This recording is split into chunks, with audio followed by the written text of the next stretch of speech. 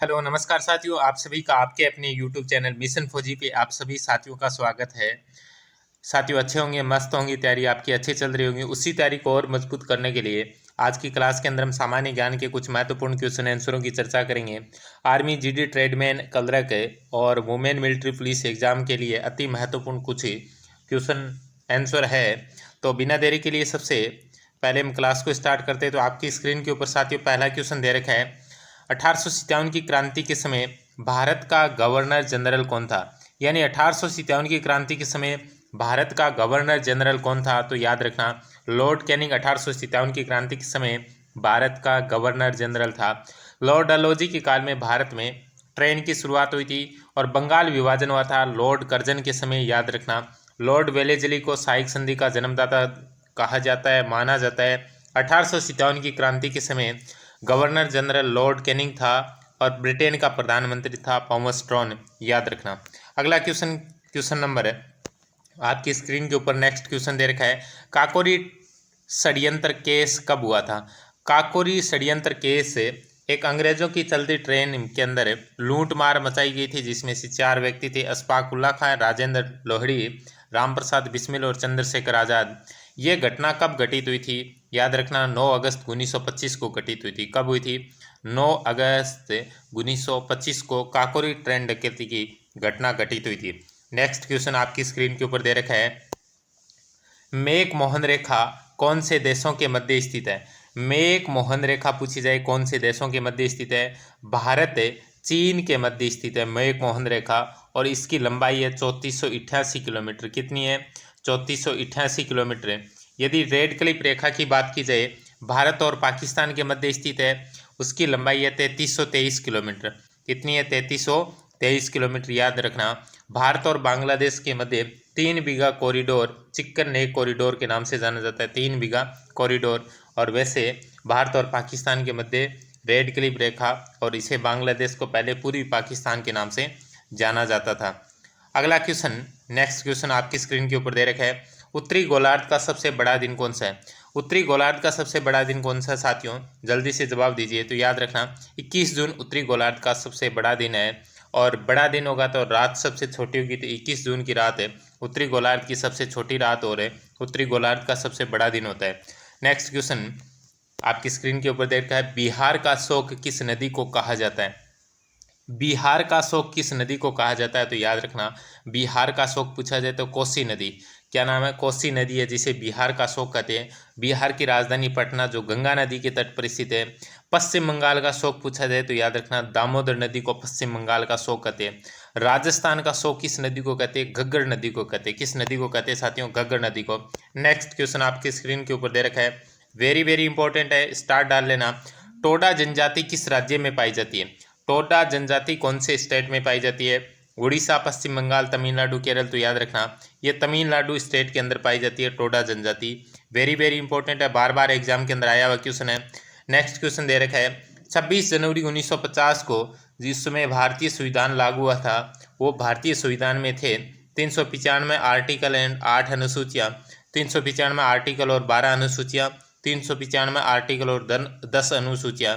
यानी उस समय 395 अनुच्छेद और 8 अनुसूचियाँ थी 26 जनवरी 1950 को।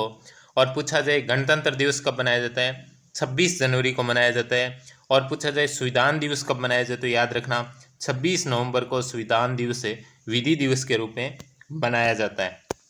नेक्स्ट क्वेश्चन दे रखा है, कोलार सोने की सबसे बड़ी खान है, कौन से स्टेट के अंदर स्थित है? कौन से राज्य के अंदर स्थित है? तमिलनाडु, कर्नाटक, केरल, उड़ीसा। तो याद रखना, कोलार की खान, सोने की सबसे बड़ी खान कर्नाटक स्टेट के अंदर स्थित है, कर्नाटक राज्य के अंदर स्थित है।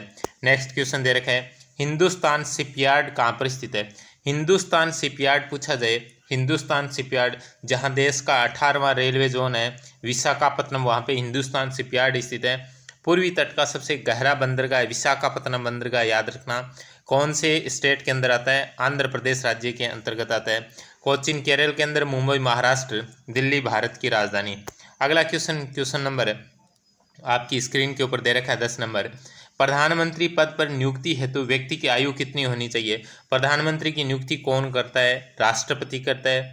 प्रधानमंत्री पद पर नियुक्त होने के लिए व्यक्ति की कितनी आयु होनी चाहिए? याद रखना, जितनी लोकसभा में आवश्यकता उतनी लोकसभा सदस्य के रूप में 25 वर्ष आवश्यकता, और लोकसभा सदस्य की बहुमत दल का नेता होता है। प्रधानमंत्री नियुक्ति भारत के राष्ट्रपति द्वारा की जाती है। नेक्स्ट क्वेश्चन दे रखा आपकी, फॉरवर्ड ब्लॉक की स्थापना 1939 में किसने की थी? अच्छा क्वेश्चन है। एक क्वेश्चन ये भी पूछा जाता है, फॉरवर्ड ब्लॉक की स्थापना 1939 में की गई थी, किसने की थी? याद रखना, सुभाष चंद्र बोस ने। किसने की थी? सुभाष चंद्र बोस ने की थी। नेक्स्ट क्वेश्चन आप पर आपकी स्क्रीन के ऊपर दे रखा है, 12 पंचशील समझौता 1954 में किस किस के बीच में हुआ था?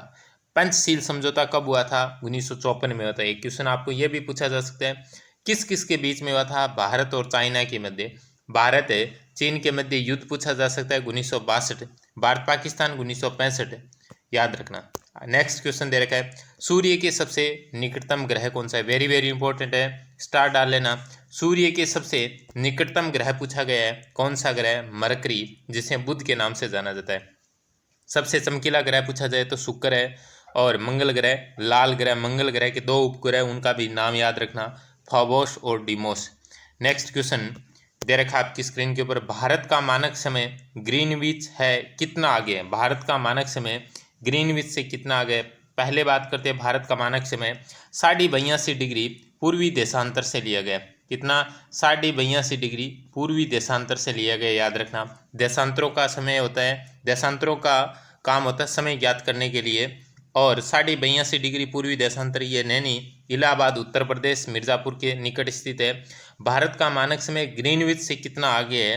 याद रखना, 5.5 घंटे। कितना आगे है? 5.5। 1 डिग्री देशांतर पार करने में 4 मिनट का समय लगेगा, तो 82.82 डिग्री 82 × 4 करेंगे 328 मिनट, और आधा और करेंगे, आधा डिग्री पार करने में 2 मिनट और लग जाए, 328 और 2 330 मिनट को हम घंटों में डिवाइड करेंगे तो कितने आ जाएंगे?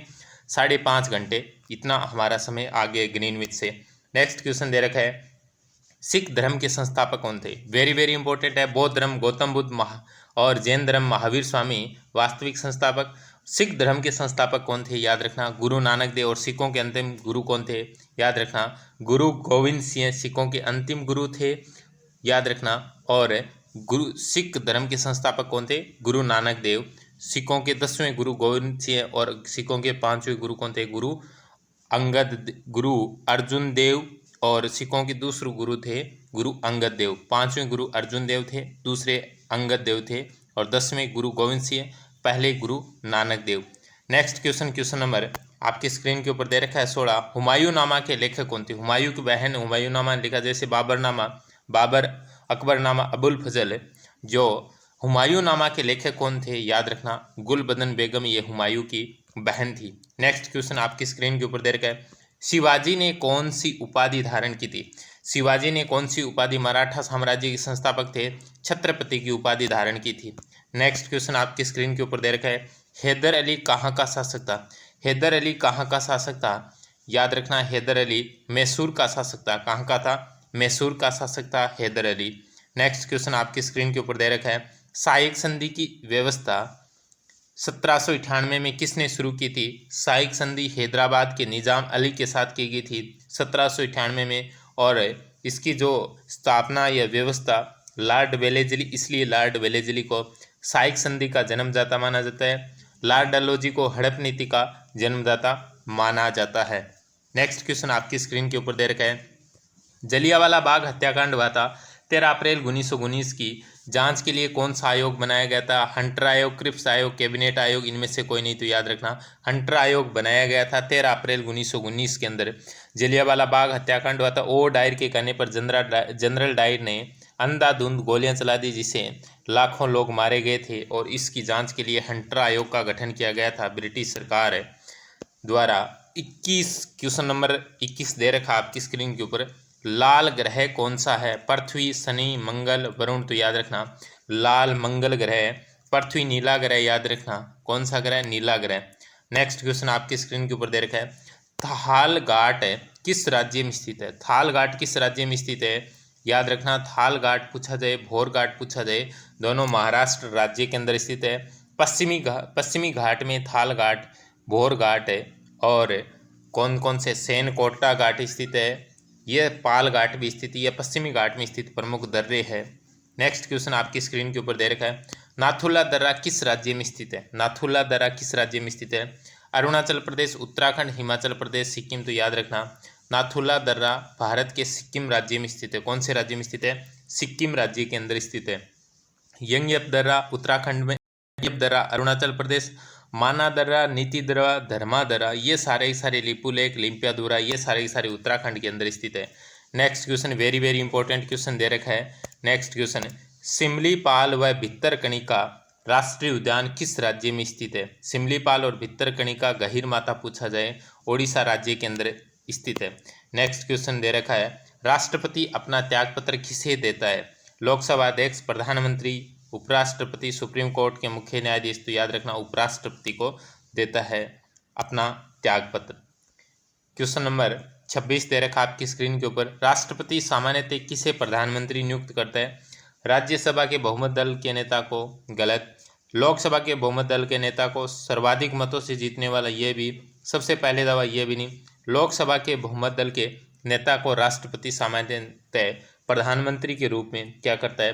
किसी व्यक्ति को नियुक्त करता है, वह लोकसभा का बहुमत दल का नेता होता है, और इसकी आयु कितनी होनी चाहिए? 25 वर्ष। नेक्स्ट क्वेश्चन दे रखा है, भारतीय संविधान में नीति निर्देशक तत्व ग्रहण किए गए थे। भारतीय संविधान में नीति निर्देशक तत्व कौन से संविधान से ग्रहण किए गए? याद रखना नीति निर्देशक तत्व पूछा जाए तो आयरलैंड के संविधान से ग्रहण किए गए। नेक्स्ट क्वेश्चन, क्वेश्चन नंबर 28 आपकी स्क्रीन के ऊपर दे रखा है, भारत में आने वाले प्रथम यूरोपीय जाति कौन सी थी? 1498 में आई थी। तो आपको पता है 1498 में कौन आया था? सबसे पहले पुर्तगाली आए थे और सबसे अंतिम में गए थे।